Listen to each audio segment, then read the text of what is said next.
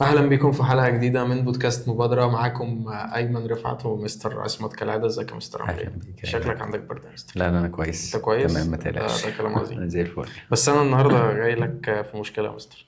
ربنا ما يجيب مشاكل ان لا شاء لا، الله. مشكله كبيره يا مستر. يعني ان شاء الله خير. انا مش مبسوط يا مستر. انت المره اللي مم. فاتت قعدت تقول لنا التليفونات ممكن تبقى ادمانات، مم. وعندنا ادمانات للمشاعر مم. وادمانات يعني حاجات كتير مم. كده. مم. فانا حسيت ايه ده؟ قلت لازم ابطل الحاجات دي كلها. قمت تمام. مبطل الحاجات دي كلها، فلقيت نفسي مش مبسوط. انا مم. مش مبسوط. انا عايز لازم تحل انبسط. لي المشكله النهارده. حلو طيب.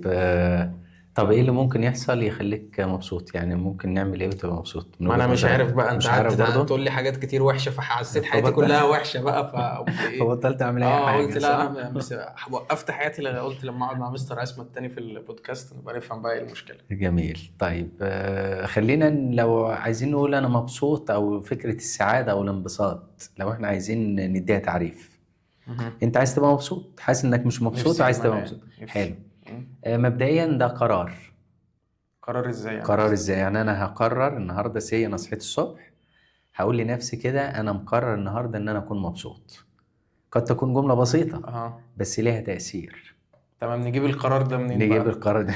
يعني انا فاهمني، انا لما ببقى جعان بنزل اشتري اكل او أيوه. يعني. اشتري منين؟ اه اجيبه منين ده زي القرار ده بقى؟ لما طلب عندي يقول لي يا مستر الشغف ضاع، اقول له اشتري من عند العطار. بالظبط، ايوه ايوه ايوه، محتاجين نشتري صح شوية كده؟ قرارات. طيب، هو فكرة القرار ان انا هقرر دلوقتي ان انا مش عايز حاجة تزعلني مبدئيا. طب فكرة انا القرار ده حاجة مادية؟ لا، انا عايز اقنع نفسي ان انا مفيش حاجة هتأثر عليا سلبيا بشكل أو بآخر. الموضوع هل هيجي من أول يوم؟ يعني أنا الصبح أقول كده ألاقي نفسي بقيت سعيد؟ لا، مش هيحصل. بس أنا في البداية طالما أنا مش حاسس إن أنا سعيد، أو من وقت للتاني كده فترات كتير تعدي عليا أنا مش مبسوط، فتلاقي السؤال بيطرح نفسه: أنا ليه مش مبسوط؟ بالظبط. طب أنا عايز أكون مبسوط. هقول لك في البداية لازم تعيد اللي هو أنا بعمل برمجة جديدة لعقلي. ده احنا بنقبل الموضوع ده على الأجهزة الإلكترونية. نقول لك مهم. نعمل ابديت للجهاز، ننزل نسخة جديدة. فأنا محتاج النهاردة أقول أنا هنزل نسخة جديدة لعقلي إن هو يقتنع إن هو لازم يكون سعيد. فأنا هاخد قرار إن أنا أكون سعيد. طب هل الفكرة القرار خلاص؟ يعني هو قرار بس؟ القرار يتبعه أفعال. بس ثواني يا مستر، انا مش فاهم يعني. بس انا يعني بتحصل لي مشاكل في حياتي، في مم. حاجات نفسي اجيبها مش عارفة اجيبها، حلو في جدا. حاجات نفسي احققها. فانا مش فاهم يعني. انا حاسس ان انا عايز الحاجات دي يعني. انا عايز مثلا ان انا يبقى معايا فلوس كتير، تمام. وعايز لما يبقى معايا عايز لما ابقى عايز اشتري حاجة اشتريها. وعايز بصراحة اجيب الايباد الاكبر عشان ده يعني 11 انش، يعني فيه 13 احلى تمام. شوية. ويعني فعدم وجود الشيء مخليك مش مبسوط. اه لا فعلا يعني. بعدين برضو احنا عندنا كاميرا واحدة. لو في كاميرا هنا كان الموضوع وكاميرا هيبقى هنا مختلف. انا هبقى في منتهى السعادة. هو يعني مبدئيا بص، انا مبسوط ان انا موجود معاك، حتى لو انا حتى لو برضو بكاميرا مبسوط واحده. يعني. بس يعني كنت هبقى مبسوط اكتر لو في اكتر. كاميرتين يعني. طب حلو، لو احنا دلوقتي هنقرر ان احنا هنبقى مبسوطين بالحاجه اللي موجوده في ايدينا. بالكاميرا دي. ايوه دي تمام، ولو مفيش كاميرا هنقعد ندردش مع بعض ومبسوطين برضه. يا مستر انا كده كده مبسوط معاك، بس يعني فاهم، عايزين نشغل البودكاست. انا طب حزين حلو. جدا على حال البودكاست. طيب، هو لو احنا هنفضل مثلا نشعر بالحزن لغايه ما نجيب الكاميرا التانية والتالتة، استفدنا ايه؟ قول مش لي. عارف. استفدناش حاجه، صح؟ ايه طب ما خالص. خلينا ننبسط احسن، يعني احنا مبسوطين مع بعض بكاميرا واحده، حتى لو كاميرا التليفون مفيش مشكله خالص. حاسس ان انا هنجد. زودت لف شويه. لا لا، يجوز تمام. يجوز يجوز. ماتيريال ف... ريلاتا اهي. اي خدمه. فاحنا هنرجع لنفس فكرة القرار. قبل ما ندخل فكرة الماديات، انا عايز اقنع نفسي اعتبر سيبك من حتة يعني هنخلي نقطة الماديات دي خطوة تانية. انا في البداية سيبك ان انا ماليش امنيات ان انا امتلك حاجة مادية خالص. انا مهم. قاعد مع نفسي كده وكل متطلباتي موجودة، مثلا اكل شرب نفسي في حاجة موجودة جنبي، وحاسس برضو ان انا مش سعيد. فانا اقول لنفسي انا هقرر ان انا اكون مبسوط بالاطار اللي حواليا، ده رقم واحد. يعني انا صحيت الصبح ولقيت فطار، حد في البيت حضر فطار، فدي حاجه تستدعي ان انا ليه ما اكونش مبسوط، فطرت والدنيا بس كل الناس كويسه. بتاخد يعني كل الناس بتفطر. استحقاق، صح، اللي هو انا تمام ما كده قفشتني كده. بقى يا مستر. انا عارف ان انت اتكلمت عليها قبل كده. ما في فرق، منظورنا للامر بيختلف، وده اللي مم. جاي نحله النهارده. مم.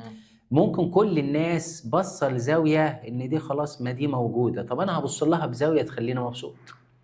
تمام. فوجهة نظري ماشية ازاي. افتكر حاجة في الاطار ده كقصة، فكرة منظور كل واحد. بتحكي القصة ان جابوا كذا حد اعمى كفيف من صغره، ما يعرفش الاشياء، هو ما شافهاش، فكان لأول مرة عايزين يعرفوا المكفوفين دول على الفيل. فجابوا 2 أو 3 مكفوفين أيا كان عددهم، وابتدوا قالوا لهم الفيل قدامكم كده، هتدخلوا تشوفوا الفيل ده. طبعا مش هيشوفوه، هم بالنسبة لهم يعملوا إيه؟ يستخدموا حاسة إيه؟ اللمس. فدخلوا على الفيل، كل واحد لمس جزء من الفيل، حد لمس رجل الفيل، وحد لمس زلومة الفيل، وحد لمس ودن الفيل، وحد لمس ديل الفيل. وجابوا كل واحد لوحده، يا ترى اوصف لنا الفيل. واحد قال لك الفيل ده عبارة عن عمود مسلح مدور. واحد تاني قال عبارة عن خرطوم كبير. وحد قال عامل زي حبل طويل. وحد قال حاجة عاملة زي الاسطوانة كده اللي لمس ودن الفيل. فكل واحد لمس جزء من الفيل، فبالنسبة له هو ده الفيل، مع انه كل واحد ما اداش وصف دقيق للفيل. اللي لمس الرجل قال وصف، واللي لمس الديل قال وصف، واللي لمس زلومة الفيل قال وصف. بس نقدر نقول ان كل واحد وصف جزء. نفس الامر، انا منظوري ايه للسعادة بغض النظر عن كل واحد شايف ايه، انا يهمني انا هشوف ايه عشان اكون مبسوط. ده الهدف. فانا هاخد قرار ان انا يكون منظوري للامور ومنظوري للحياة ان انا اكون مبسوط. فكرة ان يكون في رضا جوايا وفي سلام، ويقدر يعني نقدر نقول كده ان السعادة تساوي السلام. لو انا في سلام جوايا يبقى انا كده واصل للسعادة.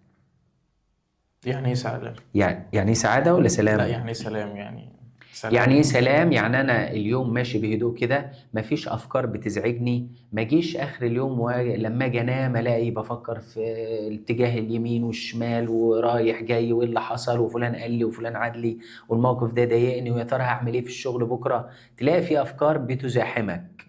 طب هل معنى كلام ان انا اكبر للحياة وما افكرش في اي حاجة؟ لا، مش معناها كده. انا معناها ان انا بقيم الامور وكل حاجة بتاخد حجمها الطبيعي، لكن ما تجيش على نفسيتي وما تجيش على سلامي اللي جوايا، علشان سعادتي ما تتقدرش وما تتأثرش. واصلة الفكرة؟ بدأت توصل شوية. شوية. بس أنا كان في حاجة شغلاني، هل الناس الكفيفة دول مبسوطين؟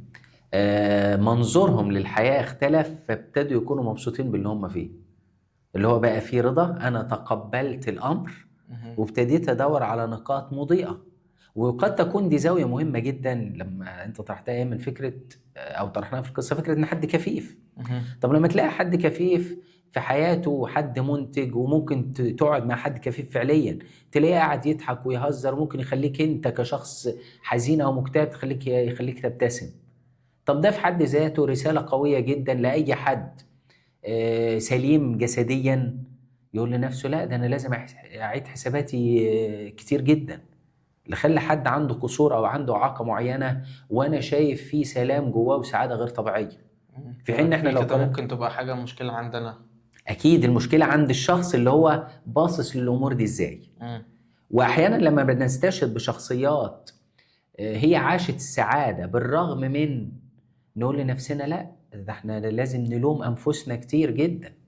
كمل يا مستر. فانا لما يكون مثلا اشوف امثله، وده برضه هنرجع لنقطه الوعي. احيانا لما انا اقرا عن امثله حد كان عنده ظروف قاسيه جدا وعرف يتخطى الامر ده وكان بيعيش حاله سعاده، دي رساله قويه لي انا، ودي بتزود الوعي عندي. يعني الوعي يزيد ان انا منظوري للسعاده لازم يختلف. ده انا في نعم كتير انا عايش فيها، على الاقل ان جسدي سليم، مفيش اعاقه.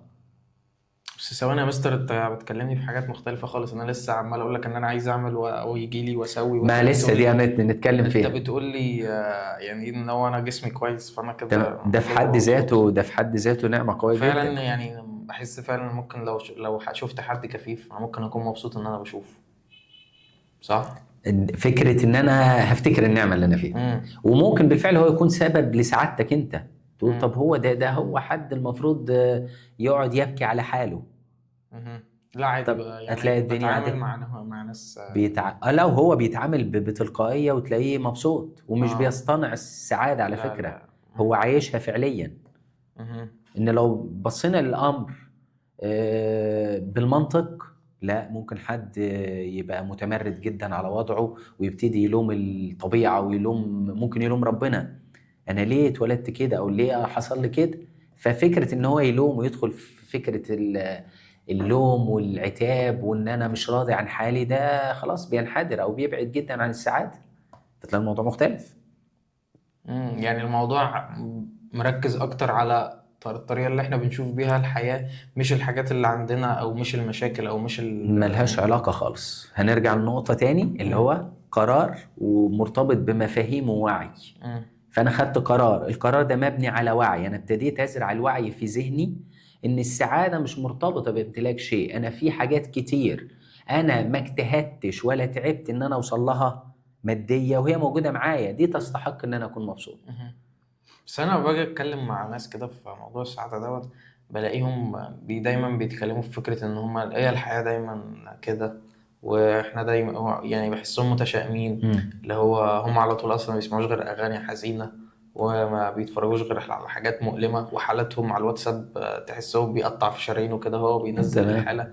فايه يعني السعاده ممكنه في الحياه يعني حتى. السعادة ممكنة عشان الشخصيات دي هو عنده الانبوت اساسا، عارف الهارد ديسك او الكارت الميموري اها. مليان حاجات حزينة. اها. فطبيعي تفتكر انا مليت الكارت الميموري عندي كله اغاني حزينة، تفتكر لما اجي اقول لك سمعني حاجة هادية هتقول لي مفيش اساسا. صحيح صحيح. مفيش. طب تعال نضيف لك حاجة ايجابية، تقول لي للاسف الذاكرة ممتلئة، مم. حتى انت ما عندكش مساحة انك تستوعب حاجة ايجابية مهم. تفيدك. انت خلاص انت سستمت دماغك ان خلاص الدنيا سودة، مفيش فرصة حلوة، مفيش الحياة هي سيئة كده، هي سيئة ولازم نعيشها كده. طب ما نعكس الدايرة، لا، الحياة ممكن تكون حلوة بس الموضوع قرار محتاج ان انا اخده. مهم. يعني هو الموضوع في ايدنا، اكيد. يعني لو ما جبناش الكاميرتين انا ممكن ابقى مبسوط اه برضو. طبعا. سلام عليك. بس طب يعني اعمل ايه بقى؟ يعني انا ماشي، انا اتقبل خلاص، ممكن اتبسط كده بوضع البودكاست الحالي، تمام، نشكر ربنا. بس يعني برضو يعني حاسس. محتاج المزيد. اه. اعمل ايه برضو؟ طيب، هنأكد فكرة الوعي ده، هنبتدي نشحن ذهننا كل يوم ان اقدر ان انا اعيش مبسوط، ان اقدر اكون مبسوط من خلال افكاري ومنظوري للحياه، انا هشوف الحياه ماشيه ازاي. افتكر في السياق ده قصه كانت بتحكي كده، حد رجل اعمال او حد شغال في بيزنس معين، وراح لحد خبير في التنميه البشريه، مم. الحقني انا حياتي كلها باظت، كل الدنيا باظت وانا فشلت وكل حاجه سيئه جدا. فراح ابتدى خبير التنمية البشرية ده وتنمية الذات، فراح ابتدى يطرح بعض الحاجات اللي ممكن تكون سبب تخليه يقول كده، هو مم. شايف ان حياته سودة خالص. قال له معلش معلش، شكل زوجتك اتوفت، البقاء لله. قال له مين قال لك ان زوجتي اتوفت لسه عايشة؟ قال له معلش انا اسف. يبقى كده ابنك تقريبا عرفت ان هو مدمن مخدرات والدنيا صعبة جدا. قال له انا ابني كويس جدا وده حتى ملتزم دينيا وناجح في دراسته. مم. قال له معلش انا اسف، يبقى اكيد بنتك هربت من البيت وانت مش عارف تلاقيها. قال له ايه اللي بتقوله ده؟ لا، انا بنتي موجودة في البيت ومش عارف ايه، وبيقول حاجات ايجابية. قال له اخر حاجه معلش، يبقى انا نسيت، اكيد انت عرفت انك مصاب بمرض صعب جدا وقدامك ايام وليله وتموت. قال له ايه ده؟ انت بتقول ايه؟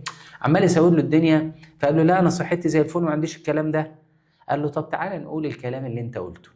مم. انت قلت ان زوجتك موجوده، مم. ابنك حد ملتزم ودينيا وحد متفوق وبنتك دراسيا، مع. بنتك موجوده في البيت ومطمن عليها وصحتك كويسه جدا، ايه اللي باظ في حياتك؟ قال له سبت الشغل. قال له طب ايه رأيك دلوقتي؟ قال له هدور على شغل افضل منه. فايه اللي حصل في القصة اللي احنا حكيناها دي؟ هو غير خلاه المنظور، غير منظوره. بدل ما كان باصص هنا خلاه بالظبط. ولما بص على الحاجات الكتيرة الحلوة لقى الحاجات اللي كان شايفها سيئة دي حاجة لا تذكر على فكرة وتتحل بسهولة جدا. مم. قيس على كده حاجات كتير جدا في حياتنا. يعني احنا نسيب الديل ونمسك في الزلومه بتاعت الفيل. مش مهم، المهم انا مع الفيل اهو. ماشي. بس فالمنظور ده بيأكد انا باصص ازاي للحياة. مم. مهما كانت الدنيا سلبيه هتلاقي في نقاط مضيئه.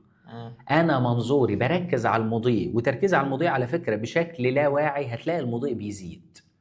عارف فكره اتخيل كده ان من كتر ما انا باصص على الحاجه المضيئه، الحاجه المضيئه تقول لك شكرا انك بصيت عليا، طب انا هزود لك الرقعه دي او المساحه المضيئه دي مم. بسبب ان انا اهتميت بيها. والعكس صحيح، انا مركز على النقطه السوداء فهتكبر. هتزداد معاك. ما انت خلاص عقلك هو ماشي في الاطار ده، وانت بتقوده بالطريقه دي بشكل واعي او غير واعي.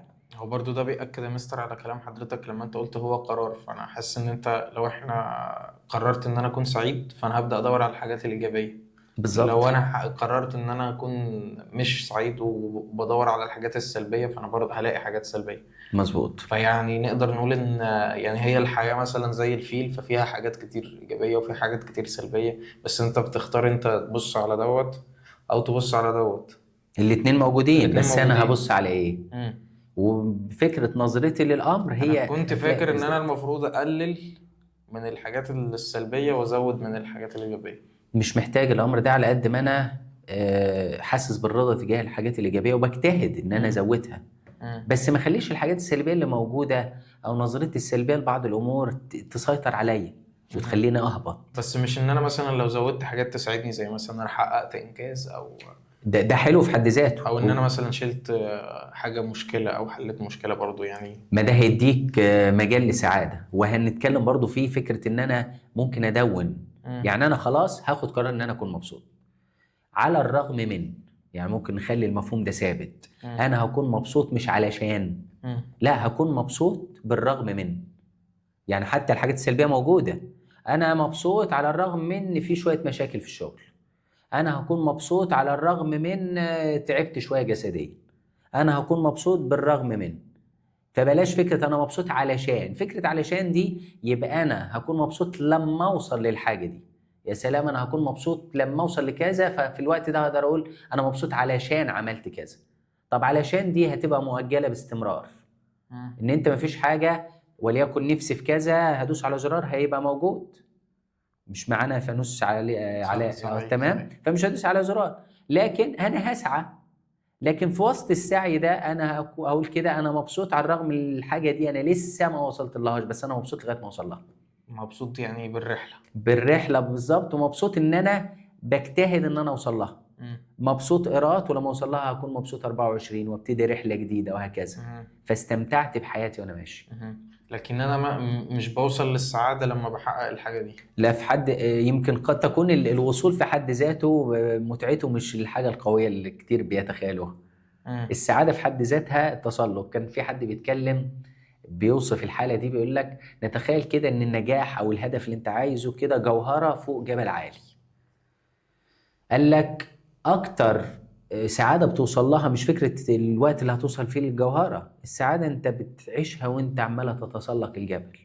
كل مم. ما بتقترب خطوه للهدف بتاعك، يا انا قربت انا قربت انا قربت، هتلاقي كل شويه سعادتك بتزيد لغايه ما توصل يا انت استفدت في حاجات كتير اكتسبتها وانت ماشي قد تكون اكثر قيمه من الهدف اللي انت عايزه. مم. عارف فكره اتخيل كده انا عايز اوصل لبوزيشن معين او اطار تعليمي معين، عايز اخد شهاده كذا، وانا عمال اذاكر او ادرس عشان اوصل للشهاده دي، كل ما بتعلم حاجه بنبسط. اللي هي معلومات ذات الحاجه دي، نفسها. المعلومه في حد ذاتها، الخبرات، الناس اللي اتعرفت عليهم في مم. خلال الرحله. مم. ده اتعرفت على سين وصاد وعين، وفي الاخر وصلت لحاجه. وكأن انا بالنسبه لي الهدف ده في حد ذاته اللي كان نفسي اوصل له هو حاجه بتكلل مجهودي وسعادتي. مم. عارف اكليل للسعاده. ايوه ايوه. لكن كان في مسارات كتير للسعاده وانا ماشي. مم. انا عمال اخد جرعات جرعات سعاده جرعات سعاده، خد بقى جرعه كبيره. يعني اعتقد برضو مثلا لما ببص على تجربة الثانوية العامة مثلا او تجربة برضو الشغل بلاقي حاجة زي كده اللي هو ان انت يعني انت يعني مثلا لما جبت انا اكتر اغرب حد ادى رياكشن في نتيجة الثانوية العامة.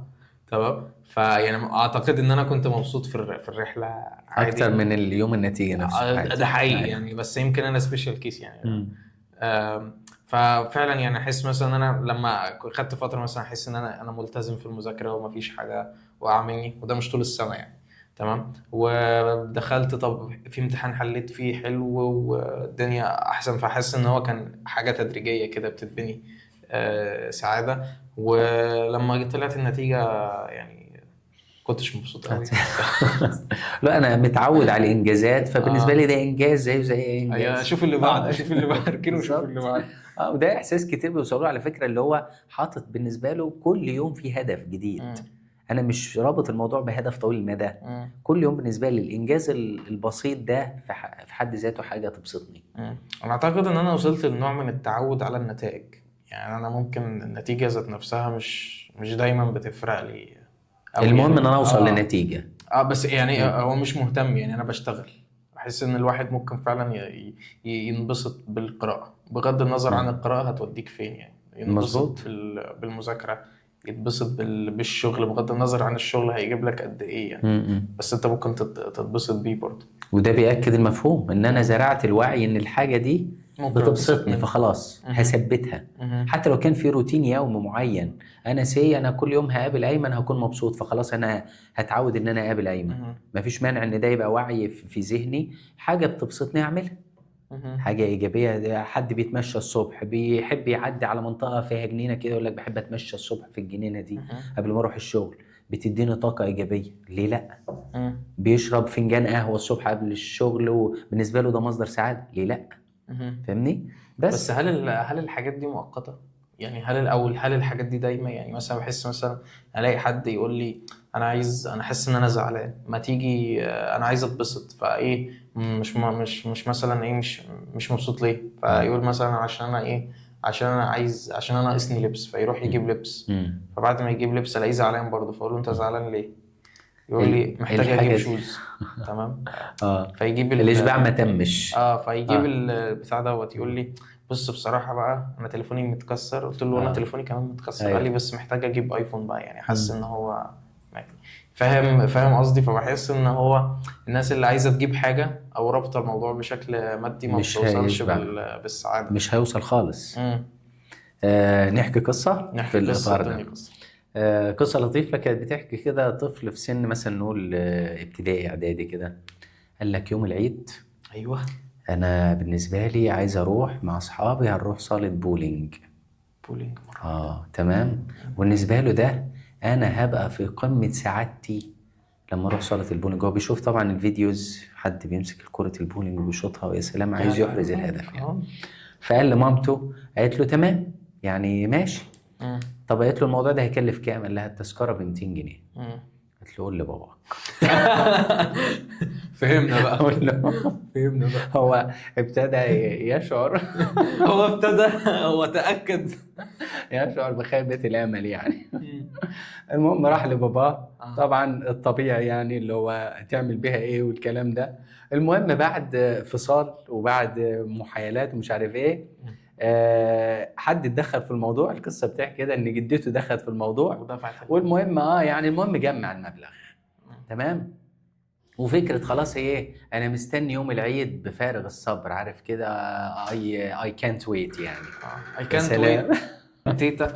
تمام. المهم الولد المهم جمع تيتا دي عظيمة جدا صح يعني. كده، اه تحية يعني ليه. بصراحة يعني تحية لأي تيتا بتعمل كده. ايوه بالظبط. المهم انتظر يوم العيد ده بفارغ الصبر. وصل يوم العيد، مم. زمايله عدوا عليه وراح صالة البولينج. مم. تمام. هو بالنسبة له أنا هوصل لقمة سعادتي في اليوم ده. المهم راح. قوانين الصالة اللي هو خلاص دفع اشتراك تقريبا هيرمي الكرة 3 مرات أو 4 مرات. تمام. أول مرة ما جاتش. حدفت، تاني مرة حدفتها اليمين شمال. اه. المهم صابت آخر مرة وحطم كل إيه الازايز بتاعت البولينج. المهم مم. الموضوع يعني تم مره واحده، حتى زمايله قالوا له ايه ده بالنسبه لك ده ضربه حظ يعني. مم.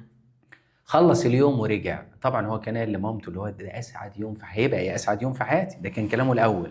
رجع قالت له ايه الاخبار؟ مش مبسوط، عادي. مم. وده بيأكد المفهوم اللي انت قلته يا ايمن، فكره انا لما اربط السعاده بحاجه، لا انا بالنسبه لي عادي، انا حابب اوصل للحاجه دي، تاخرت عادي اجل سعادتي عشان الامر ده، لا. وده برضو نرجع لنقطه الوعي. يعني ممكن حاجات نبقى، انا اسف على المقاطعة، بس مم. ممكن حاجات احنا نبقى فاكرينها ان هي تبسطنا قوي تطلع. بنسبه كبيره. جدا، واسأل من سبقونا. يا يعني اتخيل في الموضوع ده دايما اي حد عايز يعرف مفهوم السعادة يروح لحد كبير في السن، مم. بس حد يكون له من الحكمة ما يكفي. مم. تمام. يعني حد كده وهو طول رحلة حياته مم. مركز قوي، عارف هتاخد منه الخلاصة بتاعت الحياة. مم. تيجي تسأله تقول له ازاي اعيش السعادة، هتسمع منه خلاصة الحياة. هيقول لي ايه بقى؟ هيقول لك حاجات كتير، هيقول لك الماديات دي ولا حاجة بالنسبة لي. هيقول لك لو بجد؟ رجعت بحياتي هيقول لك انا كنت استمتعت بكذا، استمتعت بوجودي مع اصحابي، استمتعت بوجودي مع اسرتي. مم. في حاجات كتير هتلاقيها وقعت منه. مم. يقول لك لو رجع بيا الزمان مش هعمل كذا ومش هعمل كذا ومش هعمل كذا. مم. تلاقي وجهة نظرهم. ودي بنسبة كبيرة كل ما الواحد يكبر في السن ولما يكون عنده وعي تلاقي رؤيته للحياة بتنضج بزيادة. اللي هو الحاجات اللي من وجهة نظر سن الشباب هي مم. دي الحياة، بالنسبة لهم هم دي على فكرة لها أي معنى. ومش معنى كلام إن الحاجات المادية ملهاش لازمة، بس اللي أقصد اللي هي الموازنة.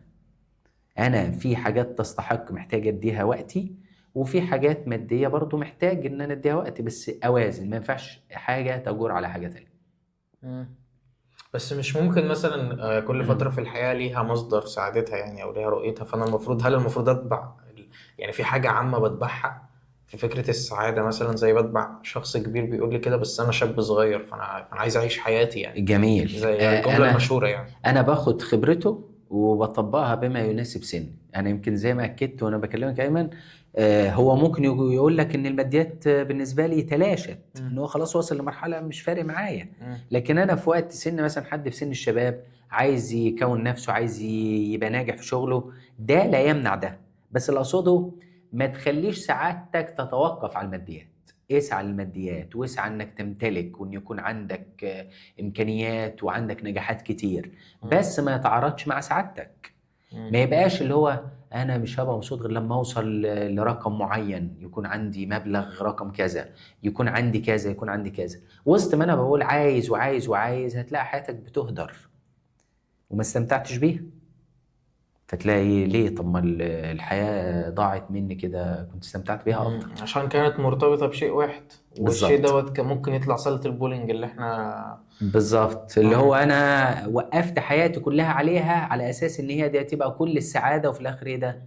ده انا اتخدعت. مم. في قصه بتاكد المفهوم ده، قصه رمزيه. بيقول لك ان حد كان بيدور على الفانوس السحري، مم. وسمع، كان هو في سن الشباب يعني سن مثلا 20 بدايه العشرينات، وسمع ان حد هيلاقي الفانوس ده او حد لقاه قبل كده على احد شواطئ البحر. مم. ابتدى ده من سن 20 يلف على أي شاطئ البحار كلها.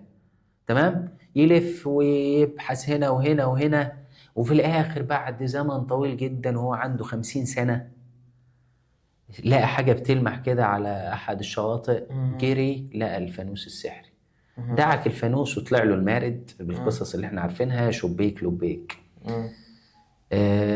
قال له انت عايز ايه؟ لسه هيطلب. قال له بس خلي بالك مش كل حاجه اعرف انفذها، برضو زي الحاجات اللي احنا بنشوفها. مش هقدر اديك الشباب تاني، مش هقدر اديك السعاده او السلام. قال له ايه ده؟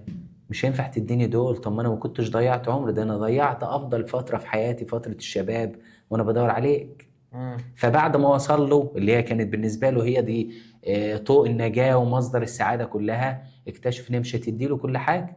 في حين ان هو لو اجتهد تقريبا كان وصل للسعاده ووصل للاتجاهات الماديه اللي كان بيبحث عنها. مم. فان انا اعلق حياتي وسعادتي لاجل ديستنيشن معينه، اللي هو هوقف كل حاجه لغايه ما اوصل لكذا، لا. هتلاقيها بعدين هي مش. وممكن تتلاشى ولما تقرب منها تقول ايه ده؟ دي مش هي دي اللي انا عايزها، مش ده مم. الاتجاه اللي انا عايزه، مش دي المحطه اللي انا عايز اوصل لها. مم. اهو اكون خسرت برضو اللي فات ده كله. صحيح. يعني عشان كده احنا عادي نحط انا عايز اروح صالة البولينج عادي، بس مفيش مشكله. يعني اكون واعي ان ممكن ما اتبسطش الانبساط عادي جدا، بالنسبه لي خبره. مم. يعني انا كمستر عصمت قناعتي الشخصيه حاجه معينه عادي هجربها. مم. عادي، انت وارد تبسطني وارد ما تبسطنيش. لفت احط الاحتمالين. برضو لفت برضو نظري لفكرة ان هو شاف فيديو لحد اه. مبسوط اه. فيها، فهل مثلا يعني حاسس ان هو الوضع الحالي للمجتمع بتاعنا دلوقتي من الحاجات اللي بتتنشر على السوشيال ميديا بتبين لنا دايما، يعني مثلا ايه، شوف حد عامل فورمه مبسوط قوي، وشوف مم. حد مثلا ايه مم. بيركب عربيته مبسوط مم. قوي برضه، حد مم. مثلا رايح ياكل في مطعم مم. مبسوط قوي. فاي بحس كل حاجه بتتنشر على السوشيال ميديا، يعني بتوري ان الناس ديت مبسوطين اه، وبيعملوا حاجات تبسطهم وكده يعني. وزي ما اكدنا في موضوع الفيديوز، انت ده متصور، مهم. فمتصور اللي هو هناخد الجزء اللي احنا عايزين نوريه لك، مش العكس. مهم. فاللي هو انا عايز اظهر لك ان انا مبسوط، فخلاص ده قراري وانا بصور الفيديو، مم. فخلاص انا بصدر الفكرة دي. وفي كثيرين اللي هم عايشين في جو السوشيال ميديا، خلاص هي دي الصورة بتاعته، هو بقى جزء من الحياة دي. ده هو الفيل. اه هو ده دي الضيف. السعادة بالنسبة لي. ايوه.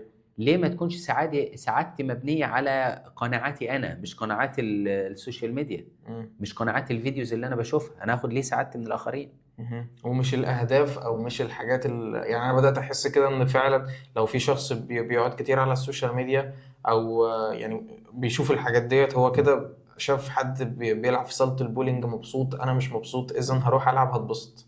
شاف حد راح يشتري من محل بعرض كويس، أو فحس. بياخد بالظبط، ياخد عارف صورة، أنا هاخد الصورة دي آه وهتبسط بيها، وده مش هيحصل. بس زي ما انت بتقول يا مستر، هو ده مش قناعاته الشخصية، بس هو بيفترض قناعات ان هو آخرين ممكن يتبسط، بس هو زيهم، مع إن هو اه شخص مختلف، يعني قد يكون الحاجة دي تبسطه، إن ليه أنا أخدت قرار إن أنا أنبسط زي ما هو وبرضه انت انبسط. بتقول ان هو يعني الناس ديت هو بتحاول توريك ان هم هيتبسطوا، فانت بتفترض ان انت برضه هتتبسط. مظبوط. كان في حد بيأكد النقطة دي، بيقول أي حد مركز قوي مع السوشيال ميديا هو بمثابة كومبارس، هو ملوش دور حتى في حياته، ياه. هو عايش دور مع الآخرين. متخيل المفهوم؟ مم. هو خلاص حياته كلها واخدها من السوشيال ميديا بقى، الفيديو ده زي ما انت قلت، انا هكون مبسوط لو عملت الحاجة دي، او لو زرت المكان ده، لو فهو مم. عمال ياخد حتة من حياة كل شخص، مم. وكأنه بالظبط هو مش بطل القصة. ليه ما تكونش انت بطل قصتك؟ مم. بغض النظر عن الميديا خالص، انا هروح المكان الفلاني عشان انبسط لي مم. انا اللي قررت، مم. مش فكرة هعمل زي فلان واعمل زي فلان. طب ليه انت تكون كومبارس في حياة اخر؟ خليك بطل في بالظبط، قصتك. وتحاول تجبر نفسك ان انت تتبسط بالظبط، زيهم، يعني من احس باب ان ده ان انا عايز بيحصل. اقلد الخبرة دي. بس ده مش شرط، مش شرط يحصل. وبعدين برضو الموضوع فيه جزء تجاري، اكيد يعني انا طبعا. عايز اوريك مثلا ايه، ان حد يتبسط وهو بياكل. اصلا تقريبا كان في اعلان الفتره اللي فاتت لمطعم من ملوك السعاده او حاجه مم. زي كده، يعني في ربط واضح ما بين مم. الجانك فود والسعاده، يعني مع ان انا كل اه. مره بقعد اكل جانك فود بقوم بطني أيوة. وجعاني يعني. ما هي صناعة، اه دي صناعة اه لوحدها، صناعة الميديا دي ده يعني حوار تاني. اها، مم. يعني هم بيضحكوا علينا يا مستر. ده لازم نأكده في الوعي برضه، مش احنا اه. قلنا السعادة وعي وقرار؟ مم. لازم ارجع ان الميديا دي لازم اخد قرار ان انا مش هي مصدر سعادتي. ومش هي مصدر معلوماتي عن السعاده برضو. لا، مم. معلومات ياخدها من كذا مصدر، ويفضل بعيد عن الميديا خالص، مم. يفضل اللي هو يا اما فيديو توعوي، يا اما كتاب له ثقله، اللي هو باخد من هنا وباخد من هنا وباخد من هنا، مم. وانا اعمل شخصيتي. يعني في مقولة جميلة بتقول لا تكن تابعا ولكن كن تلميذا.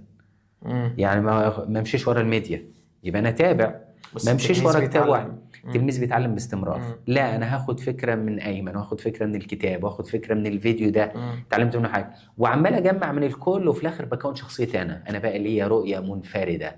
ده انا ممكن من خلال رؤيه الاخرين اطلع رؤيه جديده محدش وتفيد شايفها. اخرين. مم. فاهمني؟ فانا بقيت تلميذ مم. وعمال، والتلميذ ده يتتلمذ باستمرار. مم. ما فيش وقت يقول خلاص ستوب انا بقيت معلم بقى، ما حدش يقول لي تعالى اتعلم مم. حاجه. لا، مبدأ التلمذة ده في حد ذاته حاجة إيجابية جدا. مش هبطل مم. أتعلم من أي موقف ومن أي كتاب ومن أي فرصة تجيني إن أنا أتعلم. ده كده بالنسبة مثلا لتحقيق الحاجات أو الحاجات اللي أنا عايزها وهكذا. بس ماذا لو مثلا في حاجات سلبية بقى بتحصل، يعني مثلا حاجة وحشة حصلت لي؟ إزاي أقاومها؟ إزاي أعيش السعادة وسط الحاجات يعني السلبية؟ مثلا احنا اتكلمنا برضو عن ان ممكن ان شخص كفيف مم. بيشوف العالم مم. باسلوب، يعني هو قادر يتبسط، بس مم. مثلا دي حاجة حصلت له خلاص هو اتعود عليها. تمام. بس ماذا لو باستمرار انا في دايما مشاكل، في تحديات في حياتي، شوية مادية، شوية مشاكل في البيت، شوية. جميل. نرد على النقطة دي، فكرة لازم يكون في نقطة التكيف والمرونة. مهم. يعني أنا في بعض الحاجات، في أمر خارج عن إرادتي، مش انا ماليش دور فيه. طب خارج عن ارادتي، يا اما اتكيف مع الوضع بما لا يؤذيني نفسيا. النقطة التانية احاول اغيره على قدر استطاعتي، يعني هو انا اعتبره سلبي بنسبة 90%. تمام، ومش انا اللي عملته. طب انا هحاول اخليه سلبي بنسبة 80% 70%. ممكن ما الغيش السلبية اللي فيه كلها، بس على الاقل ايه، امتص حدته، امتص ايذائه ليا الموقف نفسه، بحيث ان انا اعدي الموقف ده بسلام. وزي ما قلنا قبل كده، هذا الموقف لن يدوم، وهذا الوقت لن يدوم. مهما كانت الامور سلبيه، هنقول الوقت هيعدي، بس حاول يعدي وانا ما اتاذيتش. زي مطب كده، اللي يا ترى المطب ده هيأذيني ولا اخدنا المطب كده بالراحه بحيث نعدي بسلام من المشهد ده. لكن وتيره الحياه طبيعي فيها حاجات لن تروقني. في شخصيات هقابلها تتعبني في حياتي، في شخصيات مؤذيه هتقابلني في حياتي. طب انا هعرف اخلي الكون يمشي على هوايا؟ مش هيحصل. لكن انا بدرب نفسي برضه، باكد نقطه تانية اللي هي فكره الوعي. انا برسخ جوايا الوعي ان انا بقرر ان انا اكون سعيد، بقرر ان انا هتعلم ان انا اتكيف مع اي وضع يمر بيا، اتكيف مع السعاده واحاول استثمر فيها. لو انا خلاص السعاده دي قرار، طب لما يجي في الطريق موقف سلبي، يجي في الطريق الم، ما الالم دي برضه من طبيعه الحياه، ما فيش حد في الحياه مش بيتالم بشكل او باخر. برضه هتكيف مع الألم وأحاول أتخطاه. وأنا بتخطاه تلاقيني بستفيد خبرة، بحيث لما يجي موقف مشابه هقول ما أنا عدت عليها خبرات قبل كده، الموضوع مش جديد عليا. تلاقي لما يتكرر موقف شبيه أو موقف هو تلاقي نفسك لا، تقبلك ليه عادي جدا، عادي، تلاقي الأمور سهلة. فأنا بغذي عقلي إزاي؟ يعني برضو جزء من الموضوع هو تقبل فكرة إن دي حاجات كده كده هتحصل. طبيعي جدا، وارد جدا. مبدأ الوارد ان انا مثلا عمال احقق نجاحات ويجي دروب كده، فشلت في حاجة، وارد جدا. خسرت خسارة معينة، خسارة شخص او خسارة مادية، ده وارد جدا. يا ترى انا متقبل ده ولا لا؟ حتى في اطار لما حد مثلا يكون داخل في اطار بيزنس، لازم يضع فكرة الخسارة قبل المكسب عشان ما يحصلش انتكاسة. في ناس بتتأذي نفسيا وجسديا بسبب خسارة. هو متوقع بس إن هو هيكسب، انا هكسب بس، فما يحطش حته الخساره دي في الحسبان. واحيانا تكون خسارات كبيره مثلا ماديه او حاجه، وتلاقي الشخص تاثر نفسيا، وبنسمع حكايات كتير في الاطار ده. فهو انا متقبل السلبيات قبل الايجابيات ولا لا؟ دي نقطه مهمه. بس متمسك بمفهوم ان انا عايز اكون مبسوط. ممكن يكون اليوم اللي انا عايشه ده اخر يوم في حياتي، طب ليه اعيشه وانا متنكد ومتضايق؟ خليني اعيشه مبسوط. يعني أنا اللي بجري ورا السعادة حتى في رغم، يعني أنا اللي بدور على النور في وسط الظلم. بالظبط، ومش بمجهود. يعني انا مش فكره بقى بسعى للسعاده وفكره الموضوع مجهد بالنسبه لي، لا، انا خدت قرار بهدوء كده، انا عايز اكون مبسوط. حاجه هتعدي عليا تقدرني اقول لها عدي كده، انا مش شايفك اساسا. فاهمني؟ الموضوع انا عارف انه مش سهل، عارف الكلام قد يكون شيء والتنفيذ شيء تاني، بس التنفيذ ده هياخد وقت. بس على الاقل كل حد سمعنا ان هو لما يقرر النهارده، على الاقل الوعي يبقى موجود عنده النهارده، ياخد قرار ان هيبقى فيه وعي تجاه الامر ده، ويبتدي يشتغل عليه كل يوم. ما انا قلت قد تكون كلمه بسيطه وجمله بسيطه هقولها في بدايه اليوم هتفرق معايا. انا النهارده على قد ما اقدر، بلاش نقول هعمل كذا، على قدر استطاعتي هكون مبسوط. على قدر استطاعتي مش هخلي حد يضايقني، او لو حد حاول يضايقني هحاول ما اتاثرش. هتلاقي واحده واحده هتلاقي الموضوع اختلف. طب ماذا لو مثلا ما ينغص عليا حياتي جاي من جوه بقى؟ من جوايا. يعني مثلا زي مثلا احنا اتكلمنا في الحلقة السابقة عن الإدمان، فماذا يعني مثلا ازاي اكون مبسوط وانا مثلا انا بعمل انا بعمل حاجة غلط، تمام، فانا بحاول ابطل، جميل. بس في انتكاسات وحاجات زي كده. جميل. او في مثلا يعني من جوايا انا مش قابل حاجة فيا، او يعني انت فاهم قصدي يا مستر؟ يعني انا بتكلم خلاص احنا سيبنا الحاجات اللي بره، تمام. وبص في مشاكل جوانا احنا بقى، حلو خالص. ازاي نبقى مبسوطين واحنا جوانا مشاكل؟ هو احنا ممكن النقطة دي المفروض كان ممكن تسبق النقطة الأولى. تمام، يعني خلينا النقطة دي هنعتبرها ما قبل. ليه؟ إن أنا لو عرفت أكون متصالح مع ذاتي، هيبقى عندي قدرة أكبر إن أنا أتعامل مع الجوانب الخارجية. فاهمني؟ يعني نقطة العلاج في البداية تبدأ من جوه، من مش جوايا. تمام؟ النقطة الأولى إن أنا أكون عارف ذاتي كويس جدا، نقاط ضعفي قبل نقاط قوتي. مم. انا عارف مدرك وصريح جدا مع نفسي، انا عندي قصور في كذا، انا عندي ضعف معين في كذا. هتكون صريح جدا في النقاط دي. طيب النقاط دي هي اللي مخليه السلام مش موجود جوايا، مخلياني مش عارف اعيش السعاده. في حد ذاته لما انا اكون واعي بالكلام ده واقوله لنفسي كده، اقول لنفسي طب ما انا عارف ايه اللي سالبني السعاده، ايه اللي سارق مني السعاده، سين وصاد وعين، النقاط المعينه دي اللي جوايا. فانا محتاج ان انا اخد قرار ان الحاجات دي على الاقل اخليها تتلاشى ولو جزئيا، من باب ان السعاده تستحق مم. ان انا اعيش بسلام جوايا. وزي ما قلنا في البدايه ان نقدر نقول السعاده تساوي السلام، بخلاف ان كل واحد سلامه بيعيشه ازاي. ممكن واحد سلامه بالنسبه له انه يكون استقرار العمل، واحد سلامه بالنسبه له استقرار الاسره، واحد سلامه بالنسبه له ايا كان منظوره ايه. بس في الاخر هتلاقي الحاجه اللي مصدر سلامك دي مدياك سعاده واطمئنان. مم. فانا اقول لنفسي الحاجات اللي بتنزع سلامي مني محتاجه وقفه. وهنرجع لنقطه الاراده، يبقى عندي وعي، عرفت ذاتي كويس، محتاج اراده قويه ان انا اقول ستوب، حياتي تستحق ان انا اعيش مبسوط. يعني مثلا لو انا عندي زي ما قلنا عندنا عادات سيئة نحاول نخلص منها، لو عندي افكار برضو سلبية احاول اتخلص منها واحدة واحدة. اشحن حاجات ايجابيه اكتر منها. مم. يعني احيانا فكره المجهود في سلب الحاجه السلبيه بيبقى مجهد اكتر من ان انا اكتسب حاجه ايجابيه.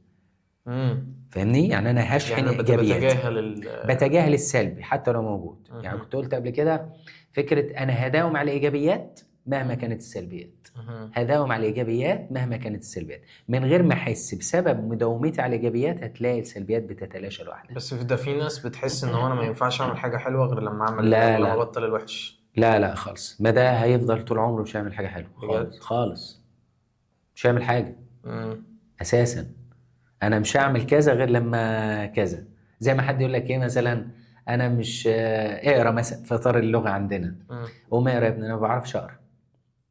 لما اتعلم اقرا هبقى اقرا؟ لا، ما انت لازم تقرا وتغلط عشان تقرا. مهم. فالحاجه اللي انا عايز ابقى شاطر فيها لازم ابدا اعملها حتى لو بعملها غلط. مهم. هحاول. بنفس المبدا انا لو رابط ان انا حياتي تبقى حلوه لما بطل الحاجات الوحشه، مش هيحصل. لا، انا هبدا في حاجات ايجابيه جنب السلبيات مهما كانت السلبيات. مهما كانت. طب حد يقول لي لا انا مش شايف الحاجه السلبيه دي، ازاي اعمل حاجه احسسهم في تناقض جنب بعض؟ اقول لك لا، ما تشغلش بالك، دوس على نفسك في الايجابيات. طب مم. عملت الحاجه الايجابيه دي وابتدى الحاجه السلبيه طردها، ما فيش مشكله، بس انا هداوم على الايجابيات مهما كانت السلبيات. مهم. طب يا مستر تفتكر هل في مصدر من مصادر السعادة؟ يعني مم. أعتقد في حاجة شائعة كده اللي هو الناس تقول لك إيه، مم. في مصادر للسعادة. مصادر. آه. يعني حاجه معينه يعملها فيبقى مبسوط؟ آه. لما دي هتبقى سعاده مؤقته، ودي آه. دي لا تعنينا قوي. يعني السعاده المؤقته زي ما انت قلت، زي حد بيحب اكله معينه، فيا سلام انا اكلت حاجه النهارده، الحاجه اللي بحبها، فهو انبسط. مم. قابل مجموعه من اصحابه، القعده لطيفه، قعدنا شويه، بعد ما مشينا كل واحد بقى لوحده، فرجعت للضيق اللي جوايا والحزن اللي جوايا، مش مم. سعيد برضه. فدي بالنسبه لنا فترات سعاده. عارف زي فكره المسكن؟ مم. انا مش عايز مسكن، انا عايز الحاجه جوايا بقى، عايز اخد مضاد حيوي اللي هو يسري في الجسم على طول، فانا مصحصح، انا كويس. لكن انا جوايا الم اللي هو الحزن او الكآبه او عدم السعاده، ده المرض، انا مش عايز له مسكن، مش عايز سعاده وقتيه. مم. السعاده الوقتيه دي نعتبرها، عارف فكره، متعة. او نعتبرها حاجه اوفر تايم. مم. عارف فكره انا طبيعتي مبسوط، لكن لما اقابل اصحابي هنبسط زياده. أها. انا مبسوط على طول، لكن لكن هي مش بتعوض فقدان السعادة اللي هي الإحساس الداخلي الدايم لا بالسلام. مش هتتعوض مم. خالص. اسأل حد مثلا مفيش حد قريب منه قوي، مم. تلاقيه في تجمع مبسوط ومش عارف ايه، اول ما التجمع يبقى مش موجود ينفض، خلاص مع مم. نفسه بقى، دخل في الحجرة الكئيبة ومع نفسه، ما حليناش حاجة. مم. لكن اكتر من انا مثلا يعني آه، الناس اللي بتقعد تهزر وتضحك وتتنطط في القعدة ممكن يروح وارد، ده وارد جدا، حزين. وارد جدا ان هو ما حلش المشكله. مم. وهتلاقيه بيحاول يكون وسط الناس على قد ما يقدر، ياخدوني معاكم اي مكان مش عارف ايه. مم. لكن لو رجعنا لمفهوم السعاده العميق بقى، لوحدك مبسوط مع ناس، مبسوط. مبسوط معاك، مبسوط مم. مش معاك مبسوط.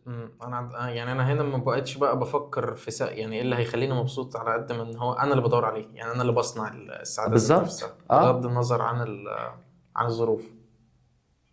جميل، كلام جميل، بدات اقتنع يا مستر. شويه. طب الحمد لله. اه. افتكر في السياق دايما كان مشهد في مسلسل كان بيعجبني، يعني ممكن الناس تكون فاكراه يعني. كان مسلسل اسمه عباس الابيض، ممكن حد يفتكره؟ بس الابيض عباس الابيض في مش اليوم فاكر غير الاسود. ابراهيم الابيض. لا عباس الابيض. عباس الابيض. مسلسل كان رائع وفيه شويه مبادئ انسانيه كده. افتكر مشهد واضح قوي. كان يحيى الفخراني البطل. فكان في مشهد كده المفروض معاه صديقه، بس اكتشف ان صديقه ده حرامي اساسا. ونعمل فهو اصدقاء. بالنسبه له فهو بالنسبه له رافض. هو عنده مبدا ان مم. اخد حاجه حد سارقها مستحيل. فالمهم هم قاعدين في شقه ايجار، والمهم عايزين نشربوا شاي. قال له طب اروح اشتري سكر من الفلوس اللي معاه؟ قال له لا، انت فلوس دي سرقه مش عايزين سكر. قال له طب ما فيش غير شاي، مم. هنشرب شاي من غير سكر. قال له ده كويس ان احنا هنتذوق طعم الشاي. وبعدين السكر ده بيقولوا عليه السم الابيض. يعني المشهد نفسه رائع. فكره حد يعني يمكن كان يحيى الفخراني عرض المسلسل بفكره الرضا والسعاده تحت اي ظرف. يعني مم. هو لو شفت التسلسل بتاع المسلسل، هو عمال يمر بشويه تخبيطات في الحياه ما حصلتش، بس مم. ما زال متمسك بسعادته وبينبسط. فاهمني؟ فنفس المبدأ اللي هيقرر ان هو يكون مبسوط، زي ما قلت مش هنبسط علشان معايا، لا ده انا هنبسط بالرغم من كذا وكذا وكذا، حتى لو الدنيا سودة كلها حواليا حتى انا لو الموبايل مبسوط. ده رن، انا مبسوط بالرغم من ان انت بترن. عايز ترد؟ لو هترد انا هبقى مبسوط برضه، مفيش حاجه هتوقفك. الان ساستكمل سعادتي بعد ان انهى المكالمه. خلاص مفيش حاجه، من النهارده انا سعيد. بس يا عظيم. مستر برضو يعني انا عايز احكي في حاجه كده، اعتقد دي يعتبر اخر حاجه، وهي لما مثلا تحس ان حاجه كبيره قوي قوي قوي ما يتسكتش عليها، او مش مشكله بتروح، يعني مم. ممكن يبقى الم صعب قوي او مرض صعب قوي، زي الكانسر مثلا. مم. فيعني دي حاجه، يعني هي ما بتنتهيش، يعني نهايتها بموت، تمام. فهو حاجة صعبة كلنا رحلة بنهرب ألم. من رحلة ألم. مم. ممكن مثلا تكون مثلا لو حد في سننا، فهو مثلا حد جاب مجموع سيء في الثانوية العامة، مم. فهو بيعاني حتى كل يوم مثلا وهو رايح الكلية، ممكن يقول لنفسه يعني أنا لو ذاكرت ما كنتش هبقى هنا، أنا كان سكني زماني في بيعاني مكان طول أحسن. فترة الجامعة تقريبا، يتذكر. مم. يفضل فاكر كده، او مثلا ان هو كان حد مثلا جمع فلوس كتير، فبعد كده خسرهم كلهم، يعني اي حاجة هي ليها نتائج على تأثير اليوم بتاعه، مش قادر ومش قصة تأثير ان يومي، بيبقى اعتقد تأثير في طويل حاجات المدى. ممكن ما يقدرش يعالجها اصلا، يعني انا بتكلم هنا مع امور العلاج فيها صعب جميل. شوية يعني. جميل. فالحاجات ديت يعني ازاي الاقي سعادتي وانا مريض، او ازاي الاقي سعادتي وانا وقت مثلا فشل أو وقت وقت فقدان فشل او حد. وقت، يعني هل انا ممكن اكون سعيد وقت فشلي؟ لا أكيد لا طبعا. طب ازاي يعني؟ حلو. يعني ممكن الفشل ده ياخد سنين، فهل كده وارد. مش هدوق السعادة؟ هنقول الحدث في وقته أكيد بيكون في حدة شديدة جدا، يعني الموقف نفسه حاد. مم. ودي طبيعة البشر. زي ما احنا بنقول ناخد قرار السعادة، بل هل مم. ده معناه ان في وقت معين اللي هو الدنيا هتبقى ماشية على خط مستقيم على طول؟ لا، في احداث فعليا هتاخد وقت وتاخد حدتها.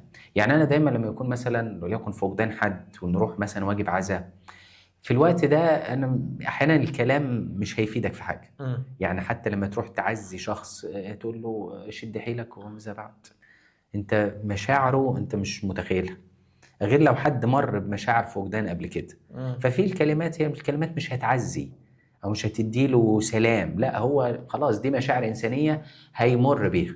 تمام. هي هتتلاشى تدريجيا، ممكن تاخد وقت قليل وقت كبير على حسب. بس بنقول النصيحه في الوقت ده خد وقتك وما تضغطش على مشاعرك في الوقت ده. طبيعي هتعيش مشاعر حزن وممكن مشاعر اخفاق معين، فشل كبير بالنسبة لك. تمام، بس ما تخليش الفجوة تزيد قوي. يعني زي ما جميل. انت قلت مثلا، سي حد كان بالنسبة له حلم عمره انه يدخل كلية كذا وما حصلش، هل اقعد ال4 سنين بتوع الجامعة خلاص بقى انا ما وصلتش لهدفي والدنيا سيئة، اه ممكن الامر ياخد اول سنة. وانا اعرف شخصيات فعليا مرت بحاجة زي كده، يمكن ابتدت تتعافى من سنة تالتة ياه. بأمانة. يعني قعد 3 اه سنين اللي هو عايش في رافض وعارف وبذاكر على مضض كده، اللي هو ما ده مش مكاني، او مش دخلت لكم كلية وخلاص، اديني مهم. دخلت كلية وخلاص. بس انا بقول للشخص ده انا مش رافض مشاعرك الاولى، انا كان ليا هدف وما وصلتلوش، طبيعي هتحزن، ده مقبول جدا. لكن استمرار الحزن هقول لك بيأذيك. مم. لازم تقول لنفسك خلاص في فترة معينة، زي ما قلنا هذا الوقت لن يدوم، خد وقته على قدر استطاعتك، خليه ما يطولش. مم. طب ولما تحس ان ابتدى يهدى قول لنفسك طب انا وصلت لهنا، يا ترى المفروض ابقى فين، يا ترى امشي ازاي. اه كان ليا اهداف وما وصلت لهاش، خلاص يبقى اكيد في هدف تاني هيظهر في حياتي. دور على الهدف الجديد في حياتك، ده في اطار الفشل. قد يكون فشل دراسي، طب قد يكون فشل مادي.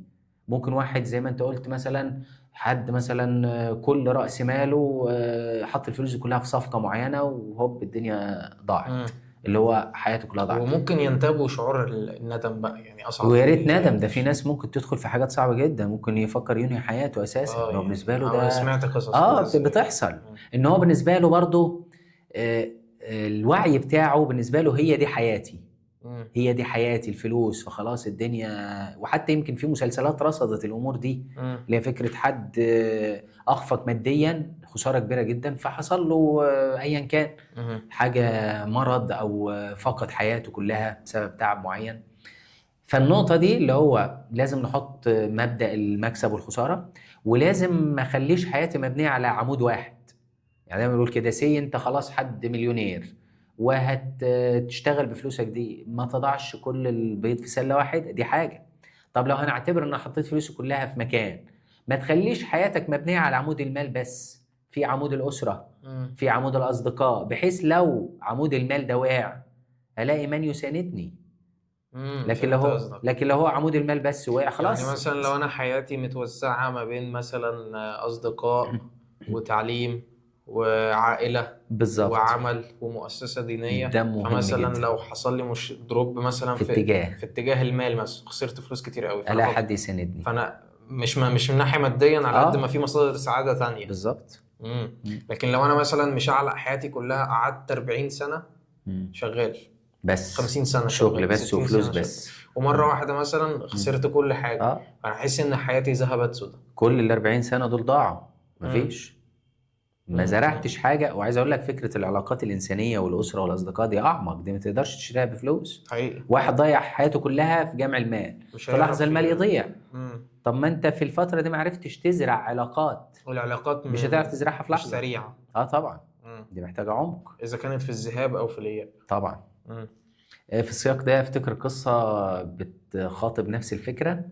آه، زوجة راحت لصديق زوجها، مم. صديق زوجها ده محامي، مم. طالبة منه ايه، ترفع لي قضية طلاق. مم. ليه؟ مش مستريحة مع جوزها، الدنيا هو مهملها تماما و هدى الأمور شوية وراح رايح لصاحبه. مم. صاحبه ده كان دكتور مشهور، مم. اطمن عليه، قال له انت يومك ماشي ازاي؟ قال له انا بصحى الصبح بروح العياده او المستشفى وبرجع العياده وبخلص برجع البيت خلصان، بنام وتاني يوم، مم. فما فيش وقت للاسره اساسا. قال له انت بتاخد كام كشف في العياده بتاعتك؟ قال له ليه؟ قال له قول لي بس كام؟ قال له 12 كشف مم. في الوقت ده اللي هو خلاص ده الوقت الشغل بتاعه. قال له طب من بكره هتخليهم 11 بس، والكشف ال 12 مم. هيبقى للبيت. مم. يبقى وقت الكشف الأخير ده هيبقى للأسرة. للبيت. مم. تمام. وقد كان قد تكون حتى لو كانت قصة رمزية، بس من وقت ما الصديق ده سمع النصيحة بتاعت صديقه وخلاص أنا وفرت وقت وهرجع البيت، من باب إن أنا أبني في أسرتي الأمور استقرت. مم. فاللي هو ده برضه رسالة قوية، اللي هو مش شغل بس، مم. لا أنا هزرع في كل الاتجاهات وأحافظ على كل الاتجاهات، بحيث لو حاجة وقعت مني يبقى الدنيا موزونة. حلو ده يا مستر. يعني حتى مثلا لو انا قابلت مشكلة في اتجاه معين، حتى لو صداها كبير وطويلة المدى، فانا احاول ان انا ادور في اتجاهات تانية تبني لي ده مصادر يكفي سعادة. كمان يا ايمن، فكره حصل دروب، انا ممكن لما يكون صديق قريب جدا هاجر عليه واتكلم معاه، مم. مجرد ان انا احكي له طالما حد يريحك قريب. شوية. هيعرف يواسيني، مهم. يهدي لك الامور. مهم. لكن انت لو لوحدك احيانا الواحد افكاره نفسها تتعبه ده وتوديه في حقيقي. اتجاهات صعبه جدا. ده حقيقي. وفي شخصيات تحكي لها تزود زي ما بيقولوا الطينه بله يعني، مهم. اللي هو لا يسود لك الدنيا زي ازاي، فكرة يلومك بقى. زي فكرة الولد بتاع البولينج، هو كان مقتنع بأفكاره إن البولينج ده إيه يعني هو مصدر السعاده، ورجع قال لك لا شيء. عادي. بالظبط. ففي شخصيات يمكن برضو جه في ذهني النهارده الموضوع ده، في شخصيات لما تلاقي شخص مستمع جيد ليك ولما تيجي حتى تقول له ضعفاتك يطبطب عليك ويواسيك ويدعمك مش يلومك ازاي تعمل كذا وازاي تعمل كذا، الشخص ده تحتفظ بيه جدا في حياتك. مهم. اللي هو حد داعم فعليا، اللي هو هتلاقيه لو انت حسيت انك بتغرق هتلاقيه بينقذك. مهم. فده نقطة مهمة جدا. مهم. طيب يا مستر، احنا كده بس كل اللي احنا محتاجينه منك روشتة للسعادة دلوقتي عشان اكتب لكرولو سلالك. شكله حزين قوي النهارده. صاحي الساعة 9. طيب ادينا روشتة طيب للسعادة يا مستر. في الأول محتاجين هناخد قرار، القرار يتبعه أفعال.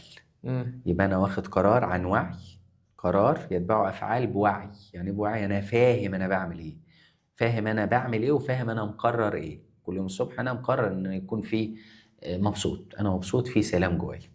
طيب بعد كده ممكن بحب جو التدوين، أنا هدون إنجازات بسيطة. الإنجازات دي بتدعمني في وقت اللي هو مفيش سلام خالص، حتى ولو النهارده يوم مفرح بالنسبة لي، النهارده كذا النهارده كذا، إنجازات بسيطة دونها. يبقى أنا بسجل إنجازات. مفيش مانع يكون في مكافآت لو الدايرة بتاعتي ضيقة شوية ومفيش أفراد كتير في الدايرة بتاعتي، مفيش مانع أكافئ نفسي مع كل إنجاز، ما الإنجاز ده بيحقق لي سعادة برضه. يبقى أنا بعمل إنجازات وبكافئ نفسي. بنحط أهداف برضه، فكرة الأهداف بتخلي فيه استقرار، تخلي السعادة متصلة. بحط أهداف قصيرة المدى وبشوف بقيمها من وقت للتاني، ده ليه دور برضه في إطار السعادة. يبقى أنا عندي قرار وأفعال عن وعي. في حتة الإنجازات، إنجازات ولو بسيطة بسجلها بتديني، بتكون مصدر السعادة. ما أنا حد بعمل حاجات حلوة يبقى أستحق إن أنا أكون سعيد. بحط أهداف قصيرة المدى وبقيمها من وقت للتاني. همشي على الخط ده. نقطة أخيرة، فكرة إن يكون عندي امتنان. الامتنان ده في حد ذاته على الحاجات العامة اللي ممكن أي حد شايفها عادية، لا أنا أخلي منظوري مختلف. أنا كل يوم الصبح هقول أنا ممتن إن أنا صاحي كويس، عارف أقف على رجلي، عارف أتحرك وأروح الشغل بتاعي. ده حد كان بيتكلم في الإطار ده لما بيقول لك ممكن واحد يبقى صاحي تعبان كده، النهارده في شغل، يقول لك خليك ممتن إن عندك شغل أساسا. مع انك صاحي تعبان ورايح الشغل ومتضايق، في حد تاني مش لاقي شغل بيدور على شغل. فلو بصيت بالمنظور ده، دايما اي نعمة انت فيها وحتى لو كانت مصدر ضيق بالنسبة لك، بص للشخص اللي محروم منها. يعني ففي مثلا مقولة، انت بتقول انا شغال بس ما باخدش فلوس كتير، بس في في غيرك ناس مش مش شغال شغال. خالص. تمام. تمام. كان في مقولة جميلة كنت بحب اقولها، فكرة اذا اردت ان تعرف قيمة شيئا فتخيل حرمانك منه. إذا أردت أن تعرف قيمة شيئا شيئا فتخيل فتخيل حرمانك. حرمانك منه. أي حاجة بقى في حياتك، لو عايز تتخيل قيمة النفس اللي أنت بتنفسه، تخيل بقى دور برد صعب بالنسبة لك مش عارف تاخد نفسك انا ساعات في بيبقى الوقت كل ده. احلامي في الحياة ان انا اعرف انام وانا باخد نفسي كويس. شوف يعني حاجة بسيطة. اه. يعني كان قريب كان حد يعني يخصنا كان مر بتعب كده في المعدة، بدون مبالغة كان كل يوم ألم، فعلى لسانه بيقول إيه، جنب التعب كل حاجة بتتلاشى. جنب الألم الجسدي تحس ان في الوقت ده ولا فارق معايا شغل ولا فارق معايا فلوس ولا فارق معايا حاجه. عايز اخف. انا عايز اخف بس. يعني حد بيوصل لمرحله انه مش عارف ياكل، متخيل؟ ففي الوقت ده لا، ده انا طالما انا عارف برضو اكل واشرب. افتكر مقولة مشابهة اللي هي انا عندي مشاكل كتير لغاية ما يبقى عندي مشكلة صحية، ساعتها اه ما بيكون عندي اه مشكلة واحدة بس. بالظبط، بالفعل. اه. فاهمني؟ فاذا اردت ان تعرف قيمه شيء مم. تخيل حرمانك منه. لو فكرت في النقطه دي هتلاقي عندك حاجات كتير ذات قيمه جدا. اقول انا ممتن ان الحاجه دي موجوده في حياتي، وهكون ممتن وشاكر لوجود اشخاص في حياتي برضه، ومفيش مانع ان انا اوصل لهم الرساله دي. عارف فكره احيانا بتبقى حاجات لافتات لطيفه كده، انت ممكن تبعت رساله لحد صاحبك، شكرا لوجودك في حياتي. فيديوز كده احيانا، في رسائل كده حد بيعملها في شكل شعري، او اغنيه او حاجه حد يبعتها لصاحبه، حد يبعتها لزميله في الشغل. فكره انا ممتن لوجودك في حياتي، فدي في حد ذاتها انت بتظهر امتنانك للاخر، وبنسبه كبيره هتلاقي رد فعل من الاخر، فانت هترجع تكون مبسوط. فاهمني؟ فيسيطر علينا الفكر ده، بداوم عليه باستمرار. مع الاستمراريه هتلاقي نفسك بقى اسلوب حياتك السعاده. اسلوب حياتي انا مبسوط، مفيش حاجه تقدرني بالرغم من بالرغم اخطائي، من بالرغم من اي حاجه. ظروف انا الحياه. بحاول وبجتهد في حاجات بتقع مني، بس مبسوط عادي، مم. هحاول مره تاني مم. وتالت ورابع. مم. والسعاده مش مرتبطه بشيء معين انا لازم اوصل، خالص، مش مش الامتلاك ولا الماديات ولا ولا رؤيه مثاليه كده لازم لا لا خالص. اوصل لها يعني. حتى لو في يوم عدى ما عملتش اي حاجه، بس انا مبسوط عادي، ما عملتش حاجه النهارده اعمل حاجه بكره. بالظبط. تمام، فالدنيا تبقى في حاله سكون. مهم. نوصي بكتاب كالعاده. ايوه عايزين كالعاده كتاب. ده برضو عن اختبار وارشحه جدا. مم. انا حاليا بقراه للمره الثانيه. يا سلام احنا عليك يا قررنا، مستر. احنا قلنا اعاده القراءه دي حاجه ايوه، مهمه يبقى جدا. انت فايتك لو انت تمام. مش فاهم اعاده اه القراءه دوت، يبقى انت المفروض تروح بالظبط تسمع كده. حلقه القراءه. رائع، وبالفعل هياخدك كده لو حد تعبان نفسيا وعايز يوصل لمرحله السعاده. بيناقش كذا نقطه. كتاب استراحه نفسيه، كريم اسماعيل. اهو. استراحه نفسيه موجود. عيب عليك يا مستر. قدام على اليمين. ايوه اهو. طيب اهو يا جماعه. كل ما تطلبه صدقوني استراحة مش نفسية متحضره. لكل نفس أجهدتها الحياة. كتاب يستحق انا القراءة قراته جدا مره يعني، جدا. لا من الكتب القليله اللي بتتكلم في الجانب النفسي اللي اتبسطت منها. لا جميل، حتى هو نفسه في الكتاب هتلاقي كده عامل خطة، وفي الآخر يقول لك إيه، ارجع لنا تاني مم. ريد. اه يعني هو انا حاطط مش خطة في فاكره قوي البداية، الصراحه، اعمل بس انا كذا انا قراته من فتره وطبق يعني كان وكذا لطيف. وكذا، وفي الآخر يقول لك ارجع لنا تاني. مم. ما دام الكتب بالفعل اللي برشحها اللي هو محتاج تعيد قراءته من وقت للتاني، مم. هيترك أثر رائع. جميل. شكرا لك يا مستر. شكرا لك يا أيمن، انا هبدا سعدت بلقائك النهاردة انا برضه وسعدت مبسوط بنقاش اكتر. معاك يعني. محتاج بس ايه يعني اتعود على السعاده بدون كاميرتين تانيين عشان ايوه ايوه، لا لا، الزوايا، بس يعني ان سنظل شاء نعمل الله. ما دام نهار، اه يعني وسنظل خلاص. مبسوطين تحت اي ظرف. انا هنتبسط بالكاميرا اللي معانا لغايه ما يبقى معانا ستاف لحين كمان. اشعار اخر ان شاء بالظبط الله كده. باذن الله.